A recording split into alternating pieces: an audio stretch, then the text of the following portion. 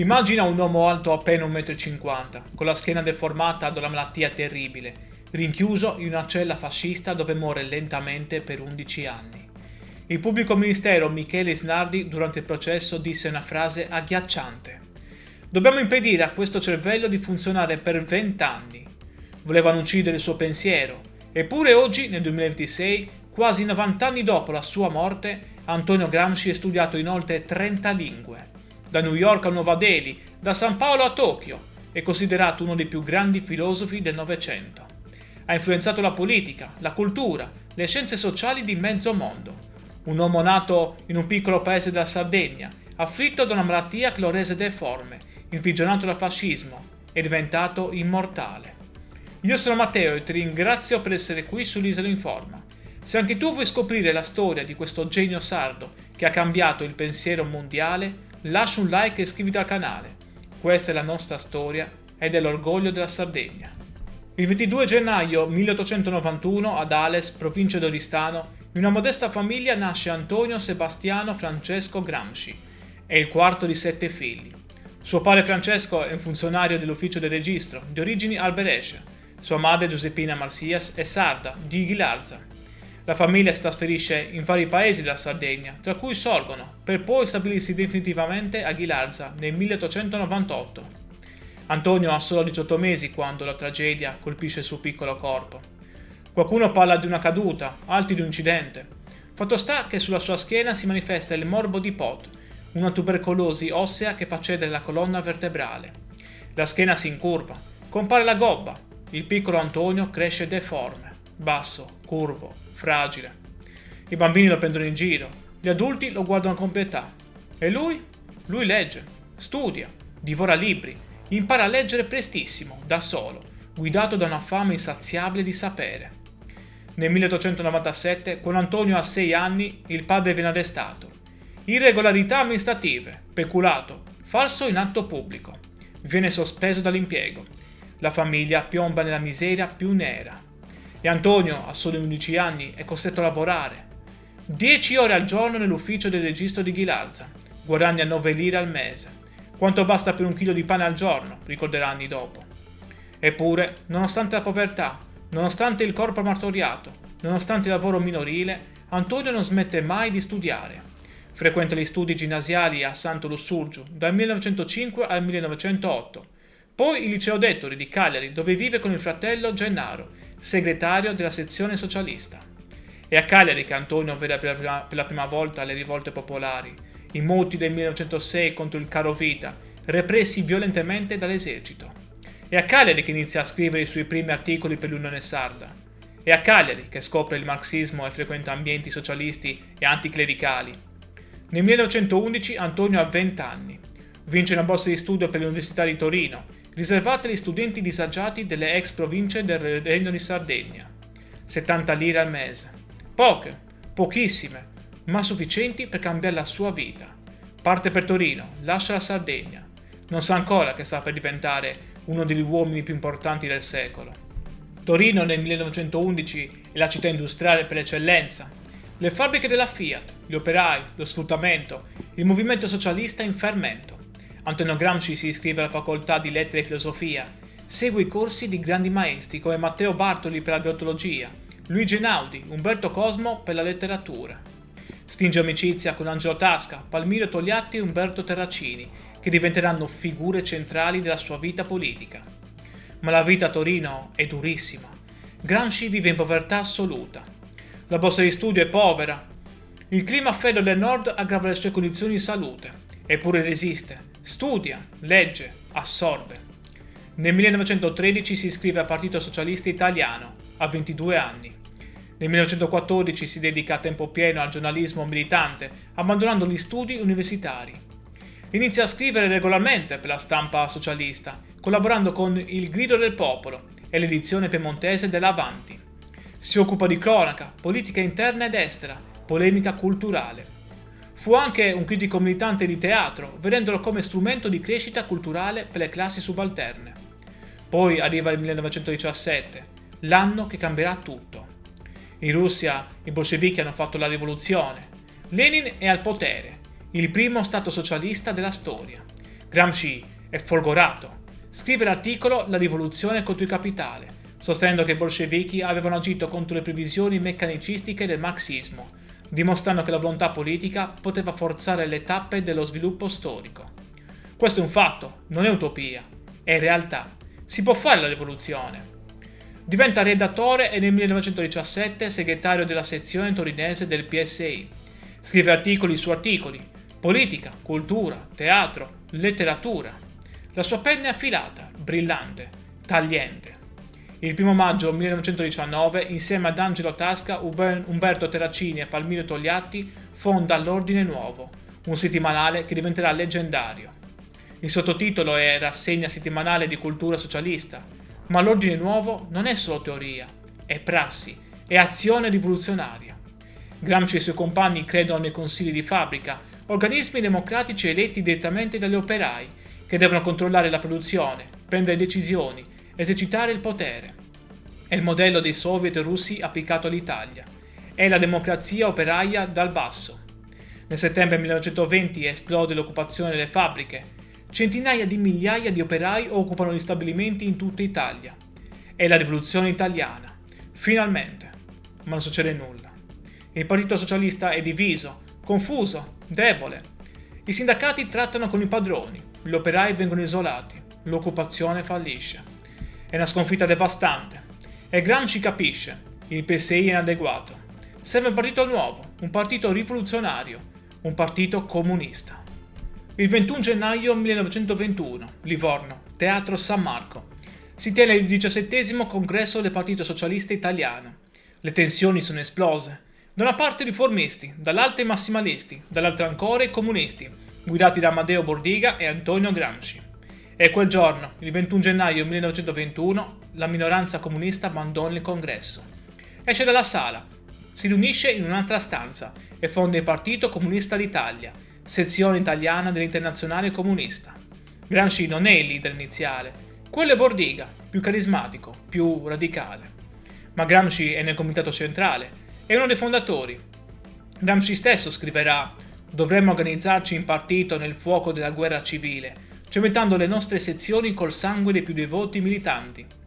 Nel 1922 Gramsci viene mandato a Mosca come rappresentante del partito presso la Terza Internazionale. Partecipa al 4° congresso, incontra Lenin, ormai malato, studia l'esperienza sovietica. Ed è a Mosca che incontra lei, Giulia Shust, una giovane musicista russa. Se ne innamora, e amore vero, profondo. Nel 1923 si sposano. Nasceranno 2 figli, Delio nel 1924 e Giuliano nel 1926. Ma Gramsci non può restare in Russia, il partito ha bisogno di lui, deve tornare in Italia, dove Mussolini è salito al potere nel 1922 e sta costruendo la dittatura fascista. Nell'aprile 1924 Gramsci viene eletto deputato per il Collegio Veneto. Nel 1924, a soli 33 anni, diventa segretario nazionale del Partito Comunista d'Italia, in sostituzione di Amadeo Bordiga. È un'elezione che causa attriti interni. Bordiga rappresentava una linea estremista che rifiutava alleanze tattiche, Gramsci invece favorisce un approccio più flessibile. Al 3° congresso del PCI, tenutosi clandestinamente a Lione nel gennaio 1926, Gramsci presenta le Tesi di Lione, che vengono approvate con il 90% dei voti, e viene confermato segretario del partito. Le tesi analizzano il fascismo e delineano la strategia del partito basata sull'alleanza tra operai del nord e contadini del sud. Per 2 anni guida il partito nella clandestinità. Scrive, organizza, lotta, ma il regime fascista stringe sempre di più la morsa. Quello che sta per succedere è uno dei momenti più tragici della storia italiana. Se vuoi sapere come 11 anni di carcere produssero l'opera che cambiò il mondo, lascia un like ora e continua a guardare. E ovviamente iscriviti per non perderti i prossimi video su altri personaggi sardi che hanno avuto grande influenza. 8 novembre 1926, notte, Roma. La polizia fascista irrompe nella casa di Antonio Gramsci. Lo arrestano insieme ad altri deputati comunisti, nonostante l'immunità parlamentare, nonostante fosse un deputato eletto. Il re e Mussolini sciolgono la Camera, mettono fuori legge i comunisti. Gramsci è finito. Prima lo rinchiudono in isolamento a Regina Coeli, poi lo spediscono al confine a Ustica, dove ritrova Bordiga ed Emilio Lussu. Poi nel carcere di San Vittore a Milano. Il viaggio dura 19 giorni in condizioni disumane che minano ulteriormente la sua già fragile salute. Il 28 maggio 1928 si apre il processone contro Gramsci e il gruppo dirigente del Partito Comunista. Il pubblico ministero Michele Isnardi pronuncia la frase che passerà alla storia: «Dobbiamo impedire a questo cervello di funzionare per 20 anni». Gramsci viene condannato a 20 anni, 4 mesi e 5 giorni di carcere. Viene trasferito nel carcere di Turi, in Puglia. Una prigione dura, spietata. Le condizioni sono terribili. Cella piccola, umida, fredda. Cibo scarso, nessuna cura medica adeguata. E Gramsci è già malato. Il morbo di Pot che lo affligge dall'infanzia si aggrava. Soffre di insonnia, mal di testa lancinanti, crisi nervose, tubercolosi ossea, arteriosclerosi. Perde i denti, il corpo si sta spegnendo. E la mente? La mente è viva, bruciante, inarrestabile. E in carcere Gramsci si oppone nettamente alla svolta del sesto congresso dell'Internazionale Comunista del 1928, che definiva la socialdemocrazia come socialfascismo.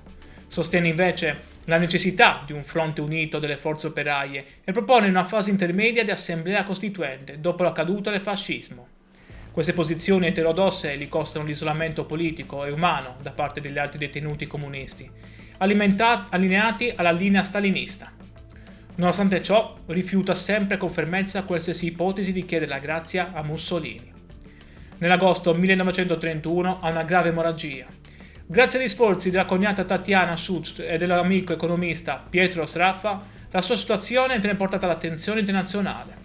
Nel novembre 1933 lascia Turi e viene ricoverato, sempre in stato di detenzione, prima nella clinica Cusumano a Formia e poi nel 1935 nella clinica Quisisana a Roma. Ottiene la libertà condizionale nell'ottobre 1934, ma le sue condizioni sono ormai incurabili. E c'è un'altra sofferenza, ancora più grande. Giulia e i 2 figli sono rimasti in Russia. Gramsci non li vede, non li abbraccia, scrive loro lettere strazianti, piene d'amore e di nostalgia. L'unica consolazione è la cognata Tatiana Schutz, che lo visita regolarmente, che gli porta libri, che lo sostiene. Tatiana sarà la custode dei quaderni, sarà lei a salvarli. Il 25 aprile 1937 viene colpito da un'emorragia cerebrale. 2 giorni dopo, ore 4 del mattino, Antonio Gramsci muore. Ha 46 anni, ha passato gli ultimi 11 anni in carcere. Accanto a lui c'è solo Tatiana, la cognata che con lucidità e coraggio riesce a mettere in salvo i quaderni, portandoli all'ambasciata sovietica. Il 28 aprile 1937 si tiene il funerale. Un temporale battente, la bara seguita solo da una carrozza con il fratello Carlo e Tatiana. Il corpo viene cremato al cimitero del Verano. Le ceneri saranno poi trasferite al cimitero acattolico di Roma, vicino alla piramide Cestia. Ma ora torniamo indietro, perché mentre il corpo di Gramsci si spegneva lentamente in quella cella, la sua mente stava creando qualcosa di mortale. L'8 febbraio 1929 Gramsci ottiene finalmente il permesso di scrivere e inizia a compilare i suoi quaderni. Sono quaderni scolastici normali, quelli che il carcere concede ai detenuti. Gramsci ne riempirà 33 nell'edizione critica curata da Valentino Geratana del 1975, per un totale di quasi 3000 pagine. Non è un'opera organica, sono note, appunti, riflessioni su 1000 argomenti diversi. Filosofia, politica, storia, letteratura, linguistica, pedagogia. Il custode fascista, censore nominato dal regime, controlla tutto ciò che scrive. Gramsci deve scrivere con prudenza, usando un linguaggio elitico, metafore storiche, per evitare che gli articoli siano confiscati. Eppure scrive libero, scrive la cosa più pericolosa di tutte, il pensiero libero. Ma c'è un filo rosso che lega tutto. Come può il proletariato conquistare il potere? Come si costruisce una società nuova? Perché la rivoluzione è fallita in Italia e in Occidente? E Gramsci elabora concetti che cambieranno il pensiero politico mondiale. Il concetto più importante è quello di egemonia culturale. In Russia, dice Gramsci, la rivoluzione è stata possibile perché lo Stato era debole, la società civile inesistente. I bolscevichi hanno preso il palazzo d'inverno e hanno conquistato il potere. Ma in Occidente? In Occidente lo Stato è forte e soprattutto esiste una società civile complessa, articolata, radicata.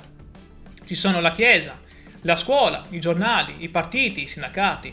Ci sono gli intellettuali e tutte queste istituzioni diffondono l'ideologia della classe dominante. Convincono le masse che il mondo così com'è è normale, naturale, giusto. Questo è il controllo culturale, questo è l'egemonia. La classe dominante, dice Gramsci, si mantiene al potere in due modi diversi. Dominio, l'uso della forza, della repressione, dell'apparato statale, e direzione intellettuale e morale, l'egemonia, il consenso. E quest'ultima è la più importante. Perché se controlli la cultura, se controlli le idee, se controlli il senso comune, non hai nemmeno bisogno di usare la forza. Le persone accettano volontariamente il tuo dominio.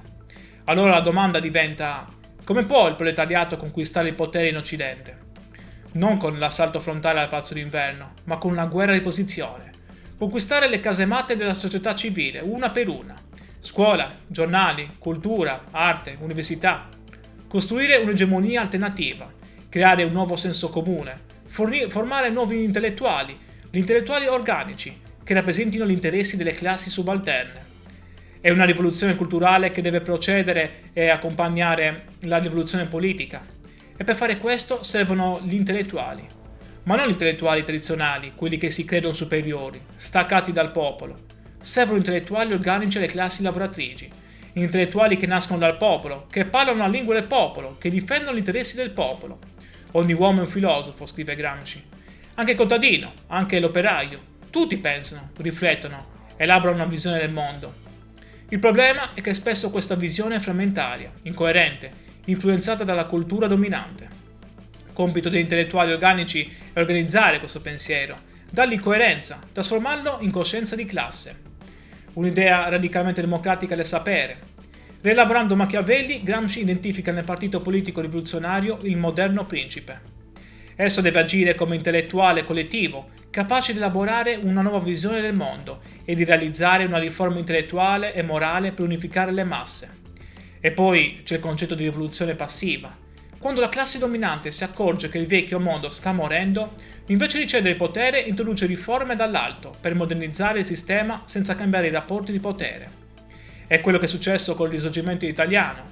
Modernizzazione economica senza coinvolgimento delle masse. Una rivoluzione guidata dall'alto che ha escluso il popolo.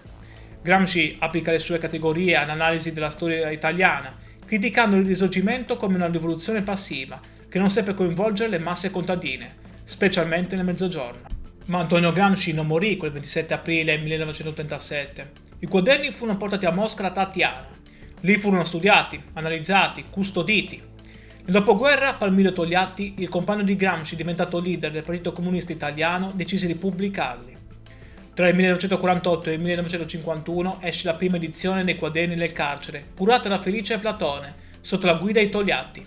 Non in ordine cronologico, ma tematico. L'impatto è devastante. I quaderni diventano il testo sacro della cultura comunista italiana, influenzano una generazione intera di intellettuali. Il PC diventa, anche grazie a Gramsci, il partito comunista più forte d'Occidente.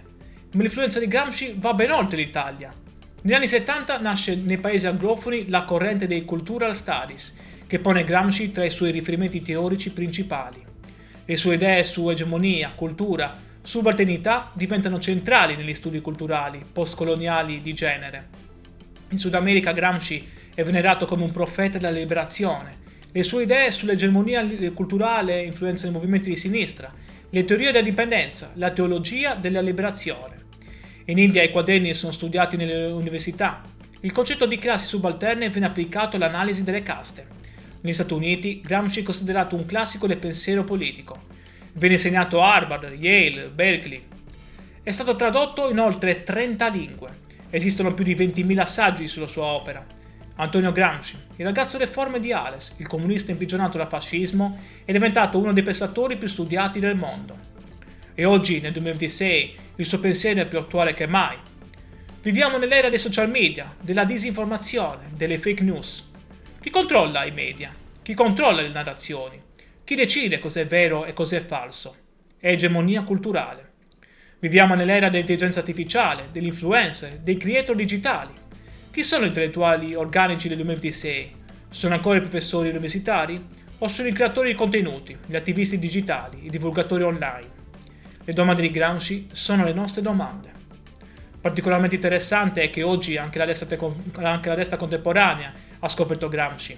Leader conservatori come Giorgia Meloni invocano Gramsci quando parlano di conquistare l'egemonia culturale per diffondere valori conservatori. È applicazione distorta ma illuminante di Gramsci. Perfino i conservatori riconoscono che il potere moderno è principalmente culturale, non militare. Gramsci aveva ragione. Quest'oggi università in tutto il mondo insegnano Gramsci nei corsi di filosofia politica e teoria critica, studi culturali e media, storia sociale, linguistica e semiotica, analisi del discorso politico. Esistono istituti dedicati a Gramsci in Italia, come l'Istituto Gramsci e l'Istituto Gramsci in Sardegna, in Inghilterra, negli USA, in Brasile, in India. La sua eredità è universale. E in Sardegna? In Sardegna Gramsci non è solo un filosofo, è un simbolo di orgoglio, di identità, di riscatto. Ma dobbiamo tornare indietro, perché l'identità e l'esperienza sarda di Gramsci furono decisive per la sua formazione e rimasero un punto centrale della sua analisi per tutta la vita. Gramsci definì la Sardegna una colonna di sfruttamento della borghesia industriale torinese e dello Stato italiano. Denunciò il furto fiscale perpetrato ai danni dell'isola, affermando che lo Stato aveva prelevato più di 500 milioni di imposte, denaro sudato da contadini e dai pastori. Sottolineò come le risorse minerarie dell'Inglesente e le infrastrutture come le ferrovie fossero controllate da capitalisti del continente, che pagavano salari da fame ai minatori sardi. In modo provocatorio sostenne che la Sardegna era trattata peggio della colonia eritrea, perché mentre lo Stato spendeva per l'Eritrea, si limitava a sfruttare la Sardegna prelevandovi un tributo imperiale. Gramsci seguì con grande interesse il partito sardo d'azione. Pur criticandone gli elementi opportunisti, appoggiò le sue rivendicazioni popolari e autonomiste. Nel 1925 Gramsci fornì i materiali per un appello dell'Internazionale Contadina al congresso del partito sardo d'azione. Questo appello sosteneva la costituzione di un Parlamento regionale con poteri fiscali, doganali e di spesa, la creazione di una milizia regionale e l'obiettivo finale della costituzione di una Repubblica Autonoma di Sardegna, inserita in una federazione soviettista italiana. Questa visione fu successivamente adottata dal Partito Comunista, che nelle tesi di Colonia del 1931 appoggiò esplicitamente un progetto federalista che includeva una Repubblica sarda. E poi c'è la questione della lingua. Gramsci considerava il sardo non un dialetto, ma una lingua a sé, nonostante la mancanza di una grande letteratura. In una celebre lettera alla coniata Teresina del 26 marzo 1927 espresse con chiarezza la sua posizione, oggi considerato un manifesto del movimento linguistico sardo. Scrisse che impedire ai bambini di imparare il sardo significava danneggiarli, perché la lingua materna è fondamentale per lo sviluppo intellettuale. Gramsci stesso usava il sardo in diverse occasioni, sia a Torino per comunicare con i soldati della brigata a Sassari, sia a Roma con i compagni di partito per non farsi comprendere dai carabinieri non sardi. Gramsci mostrò un grande interesse per il successo inglesiente, riconoscendolo come un microcosmo unico, l'unica vera realtà operaia in una Sardegna prevalentemente agricola e rurale. Questa area, con la sua classe operaia di minatori, era un laboratorio politico straordinario. Fu qui che il Partito Socialista riuscì a radicarsi, conquistando nel 1914 quasi tutti i comuni del bacino minerario, tra cui Iglesias. Una domanda cruciale rimane: come Gramsci, originario della periferia sarda, divenne pensatore globale? La risposta risiede proprio nella sua sardità. Gramsci, crescendo in Sardegna, vide direttamente come una società locale mantiene tradizioni, lingue, culture e proprie nonostante il dominio di uno Stato centralista esterno.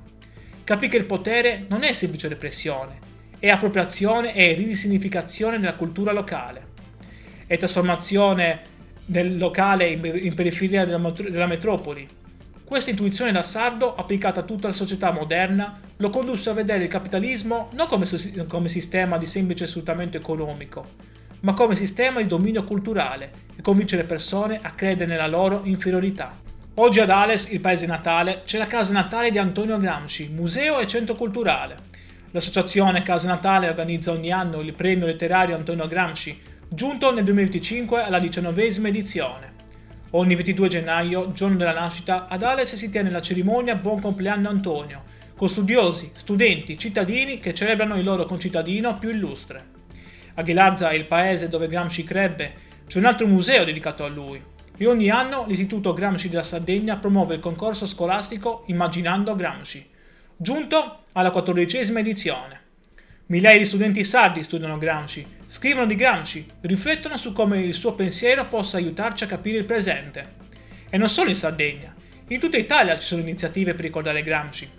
Nel novembre 2025 a Verona è partita la campagna Primavera Gramsciana in vista dell'8 novembre 2026, centenario dell'arresto di Gramsci. una mobilitazione culturale contro il livello dei diritti e per affermare i valori della democrazia. A Torino è attivo da diversi anni lo spettacolo teatrale C'era una volta Nino, vita di Antonio Gramsci attraverso le sue favole, che racconta un Gramsci inedito, padre affettuoso che scriveva fiabe per i suoi figli.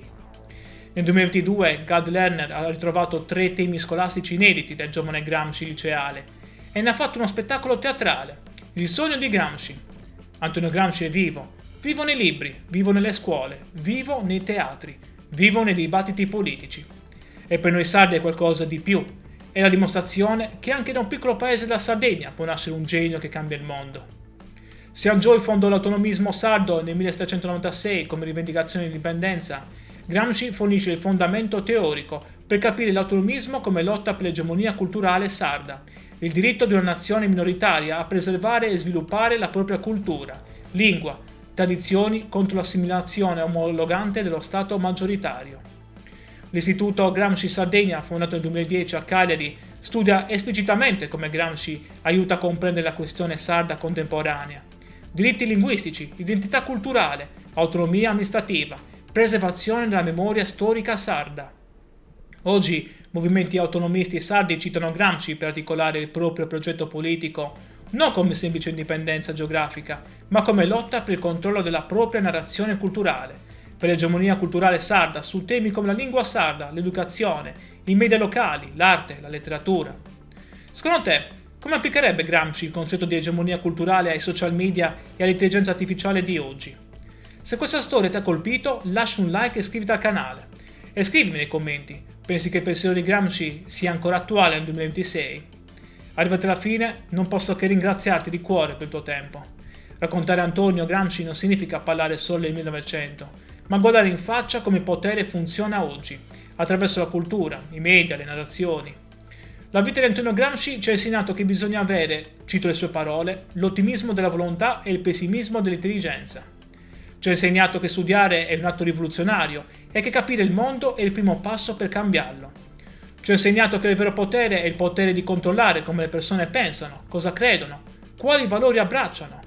Gramsci, torturato, imprigionato, consumato dalla malattia, rimane intellettualmente libero e quelle idee, pubblicate dopo la sua morte, hanno cambiato il modo in cui il mondo comprende il potere, la cultura, la resistenza. Per noi sardi è qualcosa di più.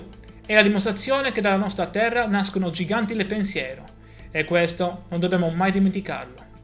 Grazie di nuovo per essere stato con me in questo viaggio. Ti saluto e ci vediamo al prossimo video qui sull'Isola Informa.